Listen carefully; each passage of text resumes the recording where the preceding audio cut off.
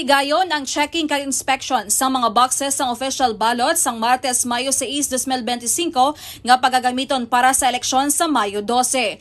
Ginpangunahan sang Iloilo City Treasurer's Office ang ginpatigayon nga inspection sa diin gintambungan man sang watcher sa mga kandidato kag representante sang Citizens Movement of Free Election o kun NAMFRELA. Sunog kay Mr. Jeannie Hermano, City Treasurer's Head, nagabot ang official ballot sa syudad sang Iloilo sa nagligad nga Mayo 4 kag natala naman nga iga-distribute sa mga kada polling precinct sa Mayo 12 takna alas 12:01 sang aga. Sa kabugusan, mayara tanan sang 417 ka ballot boxes para sa 417 ka mga polling precincts sa syudad.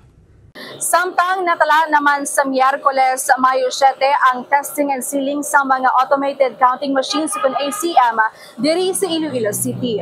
Report nagikan sa syudad sang Iloilo. Ini si K5, Jenny Kauyunan para sa Kampiyon nga Balita, Serbisyo Publiko Kagalingawan sa Iloilo, K5 News FM.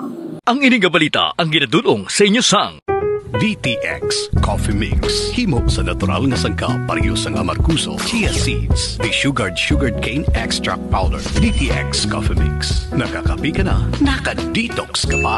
DTX Coffee